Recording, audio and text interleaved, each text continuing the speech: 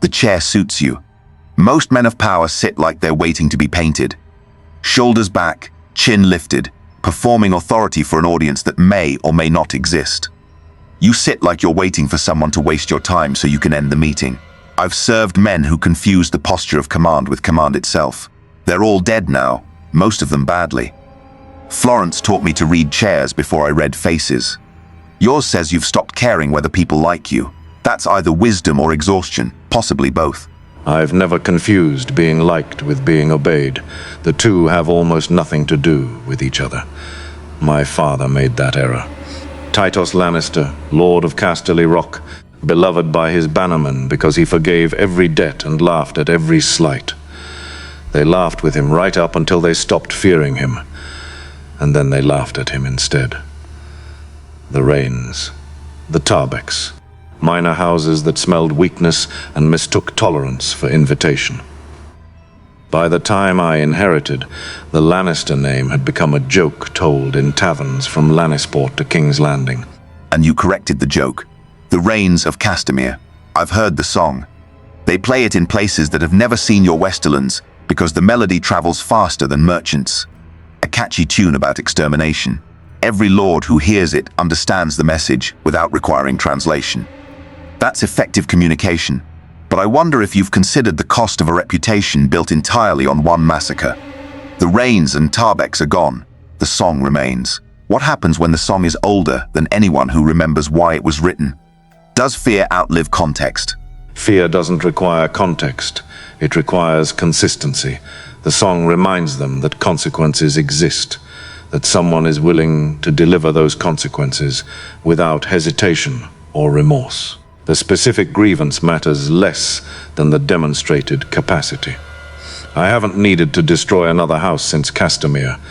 Decades of peace purchased with a single act of decisive violence. Your Cesare Borgia understood this principle, from what I've read. He made examples of men like Ramiro de Orco, public, theatrical, unmistakable. You designed a system that demanded your presence to function, and then expressed surprise when your absence caused collapse. Cesare Borgia made the same error. I wrote about him because he came closest to achieving what I believed was possible. A new prince building a state through capability and will. He understood decisive cruelty, theatrical example-making, all the tools you employed at Castamere. And like you, he built everything on a foundation that couldn't survive his own removal. Cesare lost because he fell ill at the wrong moment, and his father died before the consolidation was complete. Bad fortune, not bad design. My death was murder by my own son, a crossbow bolt on the privy, if you want the undignified specifics. No amount of architectural foresight accounts for your heir deciding to commit patricide over a whore. Tyrion's betrayal was not a flaw in my system. It was a flaw in him. A malformed creature, acting according to his malformed nature. I should have drowned him at birth, as I was counseled to do. And there it is.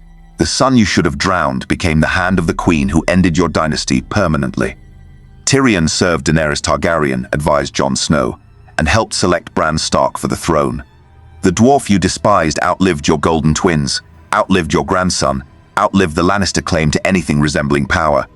He sat at the small council while a Stark ruled from your grandson's chair. That's not his malformed nature, Lord Tywin. That's your miscalculation.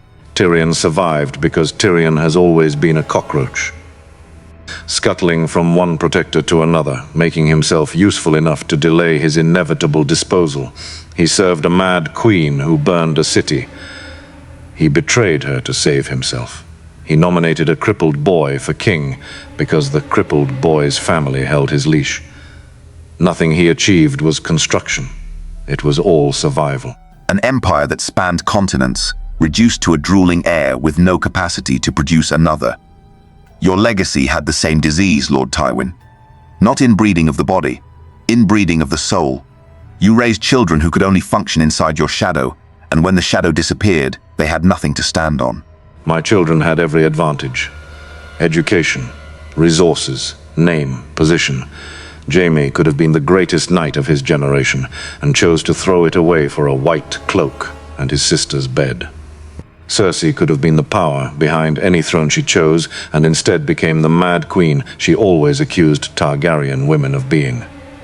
Tyrion could have been useful and chose debasement at every opportunity.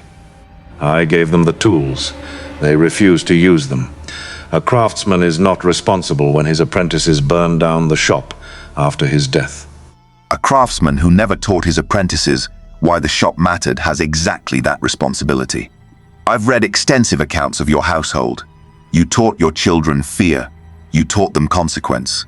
You taught them that family legacy superseded personal happiness. What you never taught them was why any of it was worth preserving.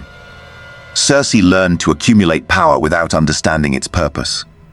Jaime learned to excel at violence without developing any framework for when violence served the family. Tyrion learned that he would never be accepted and acted accordingly. 3 children, 3 different failures, 1 common architect. And what would you have had me teach them? Love? Mercy? The warm sentiments that got my father mocked and nearly lost us Casterly Rock? I taught them what the world actually requires. That sentiment is weakness. That enemies must be destroyed completely or they return. That the family name matters more than any individual who carries it. These lessons were correct. My children simply lacked the constitution to apply them properly. Some men are born to rule. Others are born to squander what rulers build. I produced squanderers. You wrote the Reigns of Castamere across your children's minds and expected it to produce composers rather than destroyers. Cersei heard that song and learned that annihilation solves problems. When her problems arrived, she annihilated. The Sept of Baelor was Castamere with a better budget. She was applying your lesson precisely as you taught it. The small folk who burned, the nobles who died, the son who stepped off that balcony. All of that was your curriculum, producing its inevitable graduate. Castamere was surgical, a rebellious house removed entirely so that no heir remained to seek vengeance. No cadet branch survived to nurse grievance across generations. The Sept was indiscriminate. Cersei killed her own allies, her own family's reputation, the very structures of legitimacy that allowed Lannisters to rule at all. She didn't learn my lesson. She learned a parody of it. The shape without the substance. I killed the Reigns because it was necessary. She killed the Tyrells because she was angry. Those are not the same impulse. Bran Stark sits the throne now, a boy who sees through time, chosen by a council of exhausted survivors who wanted someone too strange to have ambition. Your grandson's chair occupied by the brother of the family your son helped execute. Tyrion serves him. Jon Snow wanders the far north, having killed the Dragon Queen your daughter's scheming helped create. And the Lannister legacy is a cautionary tale lords tell their children about what happens when fear is mistaken for foundation. You built beautifully, Lord Tywin. You just built on sand and convinced yourself it was stone.